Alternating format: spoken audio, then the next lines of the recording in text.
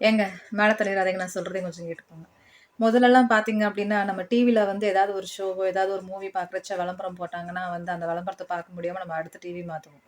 இப்ப வந்து பார்த்தீங்கன்னா, மொபைல்லயே வந்து நம்ம எல்லாத்தையுமே பார்க்க முடியும். அதனால வந்து இப்ப மொபைல்ல வந்து பார்த்தீங்கன்னா, ஃபர்ஸ்ட்லாம் விளம்பரம் வராம இருந்துச்சு. அதுக்கப்புறம் கொஞ்சம் கொஞ்சமா விளம்பரம் வர ஆரம்பிச்சது.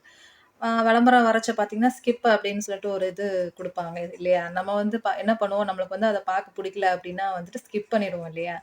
அப்படி இருந்துச்சு. இப்பல்லாம் வந்து பார்த்தீங்கன்னா, எனக்கு மட்டும் தான் வருதா, இல்ல மத்தவங்க எல்லாருக்கும் வருதான்னு தெரியல. ஆனா என் மொபைல்ல YouTube பார்க்குறச்ச ஒரு சாங் கேட்கலான்னு போய் பார்த்தா, அந்த ஒரு சாங்கு முடியறதுக்குள்ளயே வந்து பார்த்தீங்க அப்படின்னா, விளம்பரம் போட்டுருவாங்க. அந்த விளம்பரத்துல வந்து நெக்ஸ்ட்ன்னு வேற இப்போ ஒண்ணு குடுத்து பழகிட்டாங்க. அந்த நெக்ஸ்ட் அமுத்துனோம்னா, அதுக்கு அடுத்து வந்து ஸ்கிப் வரும். அந்த ஸ்கிப் அமுத்துனதுக்கு அப்புறம் தான் அந்த சாங்க நம்மளால முழுசா கேட்க முடியும். எனக்கு மட்டும் தான் இருக்கா, இல்ல உங்களுக்கும் இருக்குதான்னு கண்டிப்பா சொல்லுங்க. சரிங்களா?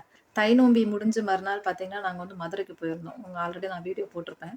மீனாட்சி அம்மன் கோயிலுக்கு போயிருக்கிறப்ப பார்த்தீங்கன்னா, அந்த கோயில சுத்தி வந்து குப்பையா வந்து பயங்கர கலீஜா வச்சிருந்தாங்க. நாங்க போயிட்டு வர எங்களுக்கே வந்து ரொம்ப கஷ்டமாயி போச்சு. ஏன்னா மீனாட்சி அம்மன் கோயில்னாலே வந்து வெளிநாட்டுல இருந்து நெறைய பேர் சுற்றுலா பயணிகள்லாம் வருவாங்க. அவங்க வர்றச்ச வந்து நம்ம நாட்ல, நம்ம கோயில் வந்து அந்த மாரி சுத்தம் இல்லாம இருக்கிறது வந்து நம்ம மூஞ்சிலயே நம்ம கரிய பூசிக்கிற மாரி அர்த்தம். முடிஞ்ச வரைக்கும் நம்ம கோயிலுக்கு போற யாரா இருந்தாலும் சரி, குப்பை போடாதீங்க. நம்ம கோயில நம்ம தாங்க பாதுகாக்கணும். சரிங்களா? அதுவும் இல்லாம அவங்க முன்னாடி நம்ம அந்த மாரி இருக்கக்கூடாது. நம்ம கோயில பாதுகாப்பா வச்சுக்கோங்க. சரிங்களா? எப்பவுமே வந்து சொல்லுவாங்க. ஏதாவது வந்து பிரச்சனை வந்ததுன்னா, நம்ம வந்து எல்லாரும் வந்து வாய மூடிட்டு இருந்தா வந்து அந்த பிரச்சனை பெருசாகாது அப்டின்ட்டு. உண்மதான். நான் இல்லன்னுலாம் சொல்லல. அதுக்குன்னு வந்து எல்லா இடத்துலயுமே நம்ம அமைதியா இருக்கக்கூடாது. எந்த இடத்துல பேசணுமோ, அந்த இடத்துல நம்ம பேசணும். எந்த இடத்துல பேசக்கூடாதோ, அந்த இடத்துல நம்ம பேசக்கூடாது. அதை விட்டுட்டு எல்லா இடத்துலயும் நம்ம பேசவும் கூடாது. எல்லா இடத்துலயும் அமைதியாவும் இருக்கக்கூடாது. அதே மாதிரி நம்மளுக்கு நாம தான் வக்கீல். சரிங்களா? நம்மள பத்தி நம்மளுக்கு நல்லாவே தெரியும். நம்ம மேல தப்பு இல்ல அப்டின்னா, நம்ம எங்கேயுமே தைரியமா பேசலாம். சரிங்களா? உங்க மேல தப்பு இல்லன்னா தைரியமா இருங்க. ஓகே. வந்து நம்மளுக்கு வந்து ஃப்ரெண்ட்ஸ் சுத்தி இருப்பாங்க. ஆனா வந்து எல்லா நேரமும் அதாவது எப்பவுமே கூட வருவாங்கன்னு நம்மளால சொல்லவே முடியாது. ஸ்கூல் படிக்கிறப்ப பார்த்தீங்கன்னா, ஸ்கூல் +2 முடிச்ச உடனே அவங்களும் பிரிஞ்சுருவோம்.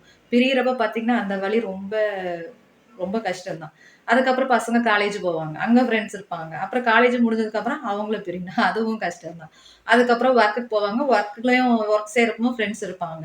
அதனால அங்கேயும் ஃப்ரெண்ட்ஸ் நெறைய கிடைப்பாங்க. ஆனா வந்து அ பிரியறோம் அப்படின்றது வந்து அடுத்தடுத்த கட்டத்துக்கு நம்ம போயிட்டே தான் இருக்கணும். ஆனா வந்து எல்லாருமே எப்பவுமே நம்ம கூட இருப்பாங்கன்னு நம்மளால சொல்லவே முடியாது.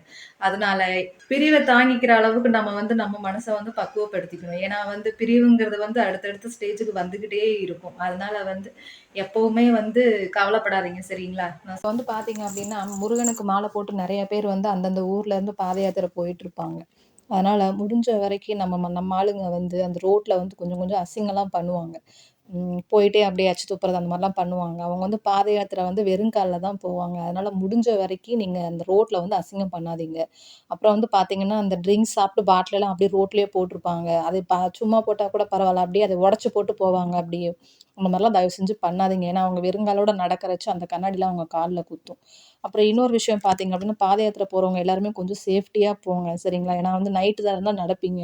காலையில நடக்குவீங்க. மதியானம் கொஞ்சம் ரெஸ்ட் எடுப்பீங்க. அதனால வந்து வண்டி வர்றதெல்லாம் கொஞ்சம் பார்த்து பாத யாத்திரை போயிட்டு வாங்க. அப்புறம் இன்னொரு விஷயம் பார்த்தீங்க அப்படின்னா, போறவங்க வந்து அங்கங்க சாப்பிடுவாங்க. நீங்க சாப்பிட்ட இலைய அந்த பிளேட்லாம் வந்து ஒரு ஓரமா போட்டீங்க அப்படின்னா, கொஞ்சம் நீட்டா இருக்கும். இல்ல நீங்க அப்படி அப்படியே போட்டீங்கன்னா, அது அடுத்து வர்றவங்களுக்கும் கொஞ்சம் டிஸ்டர்பா இருக்கும். சரிங்களா?